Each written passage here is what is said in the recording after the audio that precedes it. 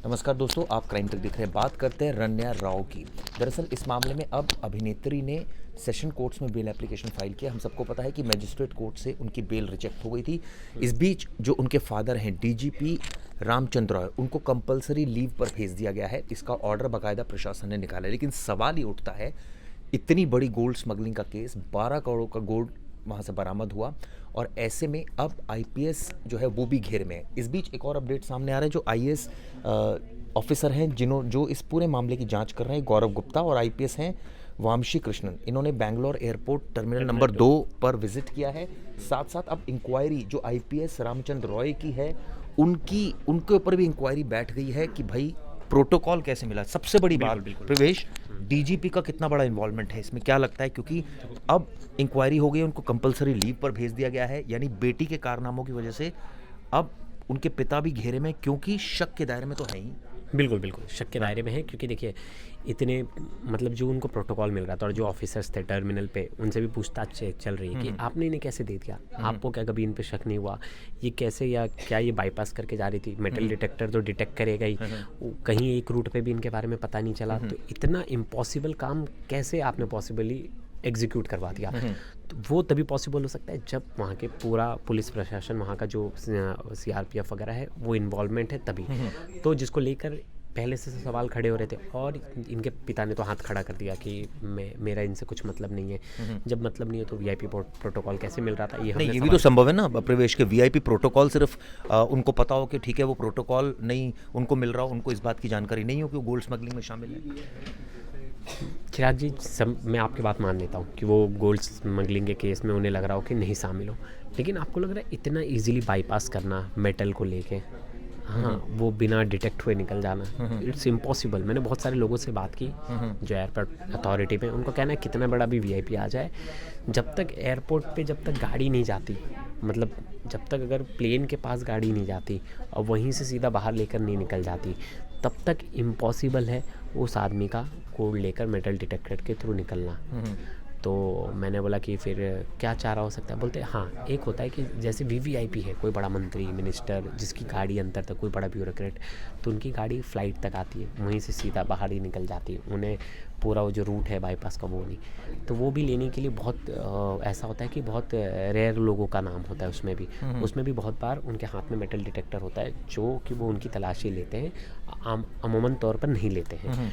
मैंने बोला कि तो और कितने तरीके? बोलते गोल्ड लाने के 3 ही तरीके जो हमेशा स्मगलिंग में पड़ाते हैं, या तो चुपके से लेके आ रहे, या तो सामान में लेके आ रहे हो, तो किसी चीज़ में कोटेड करके ला रहे, जैसे मोबाइल के अंदर लेके आ गए, वो टोंटो करेगा। कई बार तो हमने देखा कि खा भी लेते हैं कुछ, मतलब बहुत तरीका है। फिर किसी ने बैग्स का जो साइड के वो होता है शूज़ में, सब में, फिर वो बोलेंगे इसमें मेटल है इसलिए टोंटो कर रहा है, मतलब डिटेक्ट कर रहा है, तो वो बचने की कोशिश करते, बैग्स में लेके आते, बैग्स के जो साइड्स के तार होते हैं उसको गोल्ड का बनवा लेते। तो मतलब बहुत तरीके हैं। फिर एक तरीका उन्होंने बताया था कि एक तरीका होता है कि लोग नहीं, इस केस में ये चीज़ आई थी कि ये ग्रीन जो कॉरिडोर था वहाँ ये डिटेक्ट हुआ था इनका, तभी शक के दायरे में उनको कहा कि आप चेकिंग कराइए, तब कि आपके पास गोल्ड है, तो इन्होंने मना कर दिया मेरे पास गोल्ड नहीं है। जब चेक करा तो इनकी वेस्ट में, इनके काफ्स में, थाई के नीचे और 2-4 जगह इन्होंने लगा रखा था।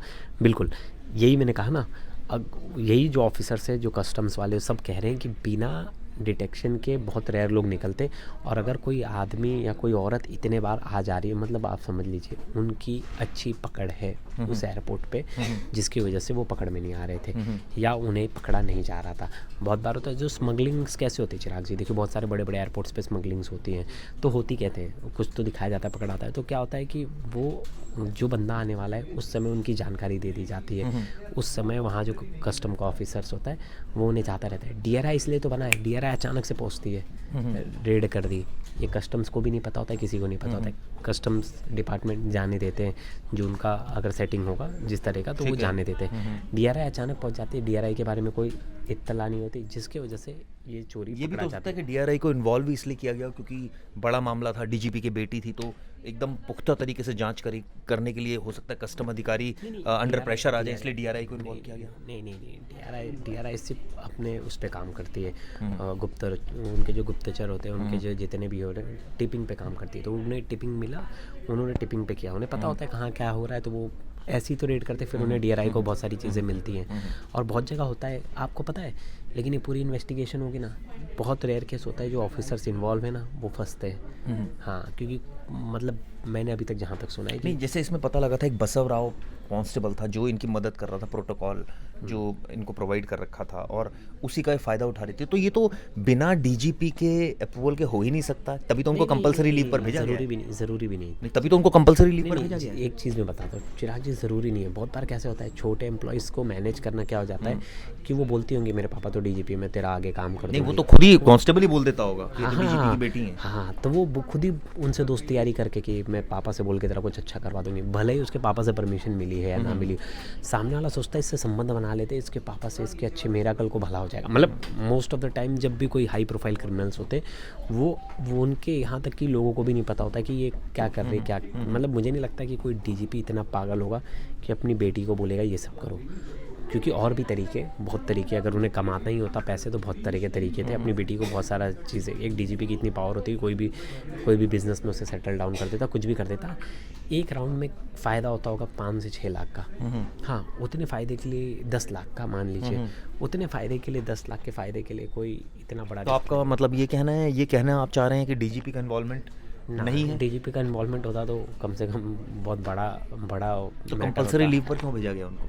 कि ऐसा ना लगे, फेयर इन्वेस्टिगेशन लगे, कोई प्रेशर ना है पुलिस के ऊपर, नहीं डीआरआई के ऊपर कोई प्रेशर नहीं है, इसलिए उन्हें भेजा गया है। और बिल्कुल वाकिफ बात है, देखिए जो एक फैक्ट वाली बात है वो व्यूअर सब एक्सेप्ट करेंगे। 10 लाख तो मुझे लगता है एक छोटे मोटे एक एसपी लेवल के ऑफिसर्स के यहाँ केस इतने आते होंगे कि 10-15 लाख के तो केस उनके लिए बड़ा नॉर्मल होता होगा। तो इतने बड़े एक डीजीपी लेवल के रैंक के ऑफिसर की बेटी डीजीपी खुद अलाउ तो नहीं करेगा। और ये देखो उनकी मतलब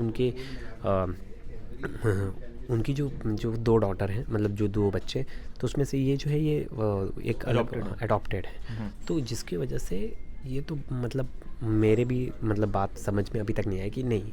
एक और आरोप लगाया है रन्या ने, जिसमें कहा है कि उनको टॉर्चर किया जा रहा है, थप्पड़ मारे जा रहे हैं, सोने नहीं दिया जा रहा, उनको जो है वो हरास किया जा रहा है।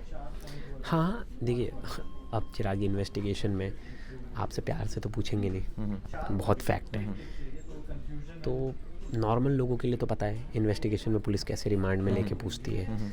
अब ये हाई प्रोफाइल है, इनके पास सब कुछ है, तो इन्हें पता है खुद के राइट्स, ह्यूमन राइट्स हमारे। मैं एक लाइन और पढ़ना चाहूँगा जो हमने यहाँ पढ़ी थी, जिसमें ये था कि जो आईएएस गौरव गुप्ता हैं वो इंक्वायरी कर रहे हैं जो रोल है डीजीपी का उसके बारे में। बिल्कुल, प्रोटोकॉल कैसे मिल गया, उसका रोल का मुझे लग रहा है वो 1-2 दिन में खुलासा हो जाएगा, क्योंकि जो भी लोअर लेवल के ऑफिसर्स हैं वही ये सब चीज़ें मैनेज कर रहे थे। तो क्या सच में डीजीपी ने उन्हें बोला था, या ये अनन्या अपने लेवल पे अपने पापा का नाम यूज़ करके ये यूटिलाइज कर रही थी उन लोगों को? देखते हैं इस मामले में आगे क्या होगा। लेकिन जिस तरह से अब डीजीपी भी संकट में है, ये साफ साफ कहा जा सकता है, क्योंकि उनको कंपलसरी लीव पर भेज दिया गया है। इस मामले में बड़ा अपडेट आ रहा है कि इस मामले में उनके पति ने भी पल्ला झाड़ा है रन्या के साथ साथ। इस मामले में अब 12 करोड़ का जो गोल्ड मिला है, इससे पहले कई बार 30 बार दुबई से आना जाना हुआ, कई बार वो यूरोप भी गई हैं, कई और कंट्रीज़ में भी गई हैं।